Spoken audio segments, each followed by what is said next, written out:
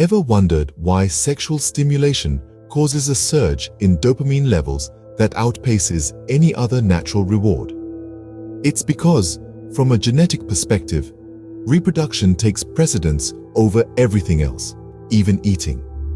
The dopamine rush that precedes sexual activity is on par with the spike experienced when Class A drugs like cocaine or morphine are used. This is why the high from a powerful orgasm is not quite the same as the satisfaction from biting into a juicy slice of pizza. All addictive substances and activities have one thing in common. They all cause an increase in dopamine levels. Whether it's alcohol, cocaine, or heroin, these substances flood the reward circuit with dopamine, just like internet pornography does. They all exploit the brain's reward circuitry that evolved to encourage essential activities like sex and eating. However, unlike drug users, internet pornography addicts can maintain elevated dopamine levels for hours by simply hopping from one video to another. Our reward circuits are wired to seek out novelty.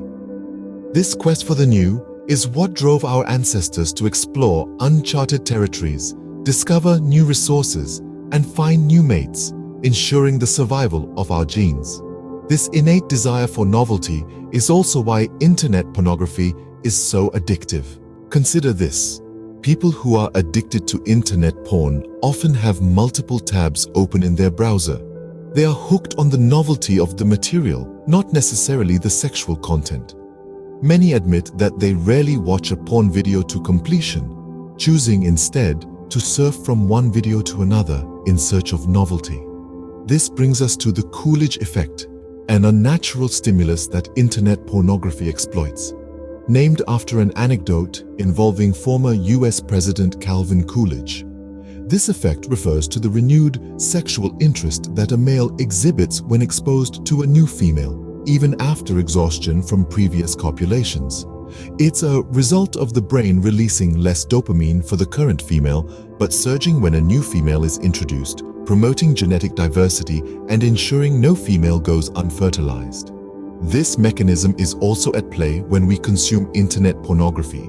Our arousal spikes when we're introduced to new pornographic material. Without the novelty and the Coolidge effect, there would be no dopamine spike, and thus no addiction to internet porn. This endless novelty makes internet pornography a supernormal stimulus that amplifies qualities we find compelling. Other examples of supernormal stimuli are junk food and video games. So, in a nutshell, the power of sexual stimulation, the impact of addictive substances and activities on dopamine levels, and the role of the Coolidge effect in internet pornography addiction all boil down to our brain's reward circuitry and its relentless pursuit of novelty and reproduction. It's a fascinating and complex interplay of biology and behavior that continues to shape our lives in the digital age.